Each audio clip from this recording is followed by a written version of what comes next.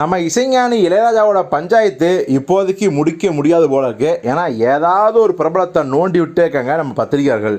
ஏற்கனவே பல நூறு தடவை சொல்லிட்டோம், இந்த பாடலாசிரியரா இசையா யார் மிகப்பெரிய ஆள், இசையமைப்பாளரா பாடலாசிரியரா, ஒரு பாட்டு ஜெயிக்கிறதுக்கு காரணம் இசையா இல்லை பாடல் வருகிறா அப்படிங்கிற பஞ்சாயத்து தான் போன மாதம் முழுக்க போயிட்டே இருந்துச்சு. இன்னொரு பக்கம் இந்த காப்பிரைட் பிரச்சனை வேறு ஒரு பக்கம் ஓடிட்டுருக்கு. இந்த நேரத்தில் விஜய் ஆண்டனி பார்த்தீங்கன்னா தன்னுடைய மலை பிடிக்காத மனிதன் படத்தோட ப்ரெஸ் மீட்டுக்கு வந்தவர்கிட்ட, சார் இளையராஜா இப்படி காப்புரிமை பிரச்சனை பண்ணுறாரு, இது சரியா தப்பா, ஒரு இசை அமைப்பாளராக உங்களோட கருத்து என்ன அப்படின்னு கேட்டதுக்கு அவர் என்ன சொன்னார்னா, கண்டிப்பாக நாங்களும் அவருடைய பாடலை யூஸ் பண்ணுவோம், ஆனால் அவரிடம் முறையாக அனுமதி வாங்கிவிட்டு, அதே மாதிரி அவர்கிட்ட முறையாக அனுமதி வாங்கினது மட்டும் இல்லாமல் அந்த சாங்கோட காப்பிரைட் யார் வச்சுருக்காங்க, ஸோ அந்த நிறுவனத்துக்கிட்டையும் நாங்கள் கேட்போம் அப்படின்னு ரொம்ப பொதுவான ஒரு பதிலை சொல்லியிருக்காரு. ஆனால் விஜய் ஆண்டனி இப்படி சொல்ல, எழுத்தாளரான நம்ம ஜெயமோகன் அவர்கள் இளையராஜாவை கடுமையாக விமர்சனம் செஞ்சுருக்காரு.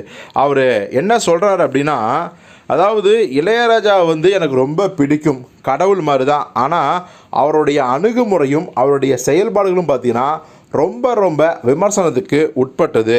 குறிப்பாக அந்த காலத்தில் எம்எஸ் விஸ்வநாதனுக்கும் கண்ணதாசனுக்கும் இடையே சரியான புரிதல் இருந்துச்சு. அவங்களுக்கு பிறகு அப்படி ஒரு புரிதல் இப்போது எந்த ஒரு இசையமைப்பாளர்களுக்கும் பாடலாசிரியர்களுக்கும் இல்லை அப்படிங்கிறத நாம் பார்க்க முடியுது. அது மட்டும் கிடையாது, என்னமோ இசையமைப்பாளர்கள் பீடத்தில் உட்கார்ந்துருக்கிற ஒரு ஆளாகவும் பாடலாசிரியர்கள் அவர்களுக்கு பணிவிடை செய்யக்கூடியவர்களாகவும் தான் இப்போ இருக்காங்க. இப்படி இளையராஜாவோட அந்த ஸ்டுடியோலையே நான் பார்த்துருக்கேன். அவர் முன்னாடி ரொம்ப ரொம்ப பவ்யமாக பணிவாக ரொம்ப ரொம்ப என்ன சொல்கிறது, பார்க்குறதுக்கே பாவமாக பல பாடலாசிரியர்கள் பம்மிக்கிட்ட உட்காந்துருக்காங்க. அதை நானே பார்த்துருக்கேன்.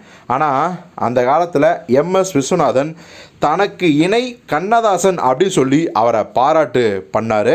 ஆனால் இப்போ ஒரு புரிதல் என்ன, யாருக்கு எப்படி இருக்குது அப்படின்னே தெரில. குறிப்பாக இளையராஜாவுக்கு சுத்தமாக இல்லை அப்படின்னு தான் சொல்லுவேன். இளையராஜாவை நான் கடவுள் போல தான் பார்க்குறேன். அவர் மீது எனக்கு நல்ல மரியாதை இருக்குது. ஆனால் பல பாடலாசிரியர்களை நான் ஏற்கனவே சொன்ன மாதிரி அவர் மதிக்கிறதே கிடையாது, மரியாதை கொடுக்கறதும் கிடையாது. பாடலாசிரியர்களும் ஒரு கலைஞர்கள் தான் அப்படிங்கிறத அவர் உணரணும், ஏற்றுக்கொள்ளணும்னு ரொம்ப ரொம்ப காரஞ்சாரமாக ஜெயமோகன் பேசிக்காரு. ஜெயமோகனோட இந்த கருத்துக்கு பல பேர் ஆதரவாகவும், இசைஞானி இளையராஜாவின் ரசிகர்கள் அவரை கடுமையாக விமர்சனம் பண்ணுறாங்க. ஸோ ஜெயமோகனோட அந்த கூற்று சரியா, இளையராஜா பாடலாசிரியர்களை ரொம்ப ரொம்ப மரியாதை குறைவாக, சில டைம் மரியாதையே இல்லாமல் நடத்துகிறாரா, அவருடைய கருத்தை நீங்கள் ஒத்துக்கிறீங்களா இல்லையா? இளையராஜா இப்படி மரியாதை இல்லாமல் பாடலாசிரியர் நடத்துறதுனால தான் வைரமுத்துக்கு அப்புறம் அவருக்கு இணையான ஒரு பாடலாசிரியரை இளையராஜா வளர்த்து விடவே இல்லை அப்படின்னு சொல்கிறாங்களே, அது உண்மையா? பல லெஜெண்டரி இயக்கங்கள் இளையராஜா விட்டு பிரிஞ்சு வந்தாங்களே, இதெல்லாம் காரணமாக இருக்குமா அப்படிங்கிற பல விஷயங்களை நீங்களே கமெண்டில் சொல்லுங்கள்.